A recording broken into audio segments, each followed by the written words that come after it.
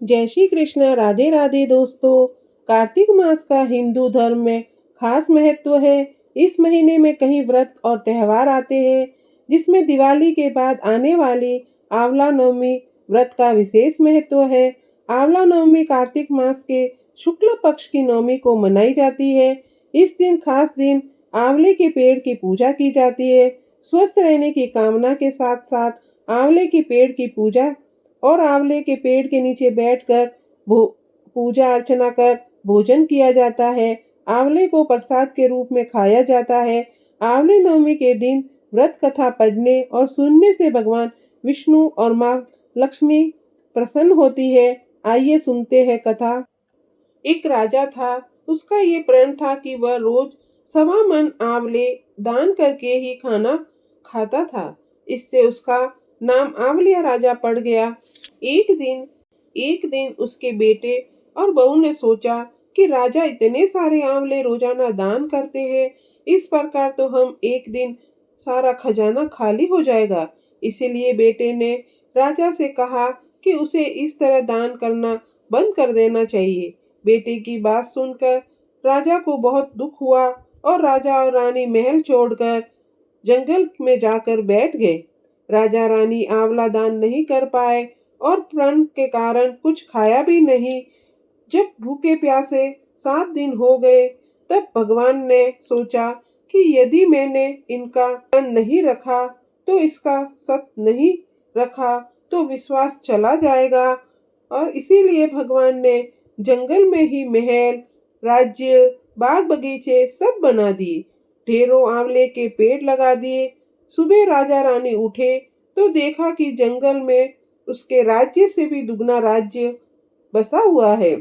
राजा रानी कहने लगे, रानी देख, कहते हैं कि सत मत छोड़ो, सुरमा मत छोड़ियो, पत जाए सत की छोड़ी, लक्ष्मी फिर मिल आए।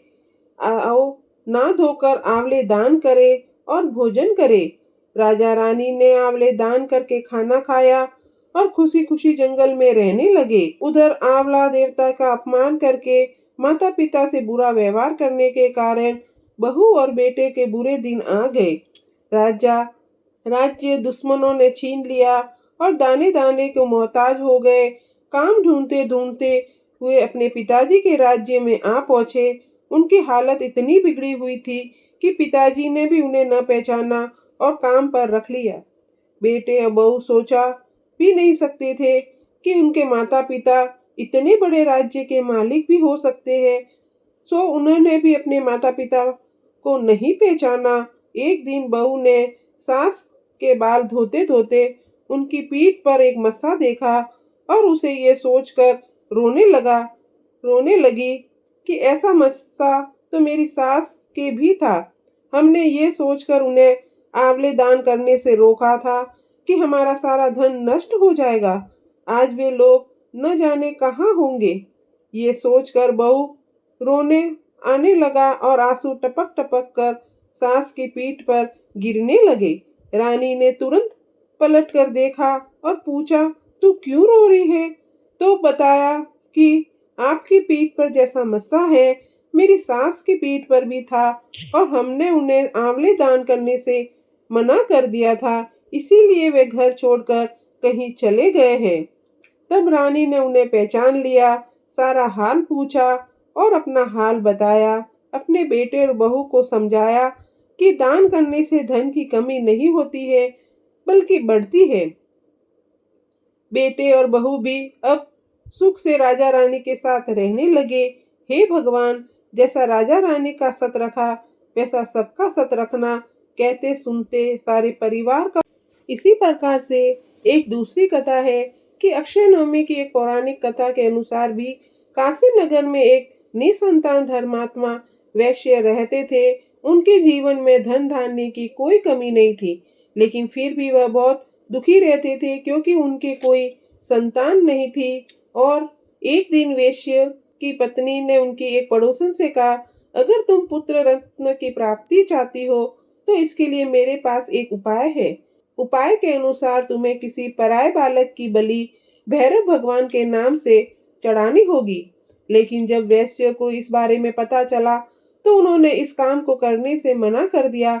हालांकि उनकी पत्नी के मन में संतान के प्राप्ति की प्रबल इच्छा थी, जिससे वो लालच में पड़ गई और मौके की तलाश में लग गई। एक दिन उसने एक कन्या को कुएं में गिराकर भैरव देवता के नाम पर बलि दे दी।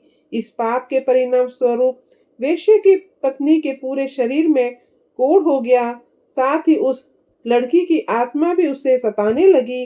अपनी पत्नी की ऐसी हालत देखकर वेश्या ने उससे पूछा कि आखिर ये सब क्यों हुआ। तब उसकी पत्नी ने सारी बात बता दी। तब वेश्या ने अपनी पत्नी से कहा, गोवध, ब्राह्मण वध और बाल वध सबसे बड़ा पाप है।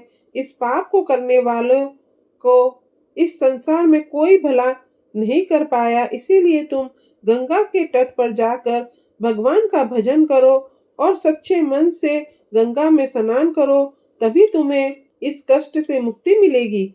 वेश्या की पत्नी पश्चाताप करने लगी और रोग मुक्त होने के लिए माँ गंगा की शरण में चली गई। माँ गंगा ने उसे कार्तिक शुक्ल पक्ष की 9वीं तिथि को आंवले के पेड़ की पूजा करने और साथ ही आंवले का सेवन करने के लिए कहा। महिला ने भी ठीक वैसा ही किया। इस पूजन और व्रत के प्रभाव से महिला रोग मुक्त हुई। इतना ही नहीं, इस व्रत के प्रभाव से कुछ ही दिन बाद उसे संतान सुख की प्राप्ति हुई। हे प्रभु, जैसे उसके दुख और पीड़ा हरी है, वैसे सबकी हरना।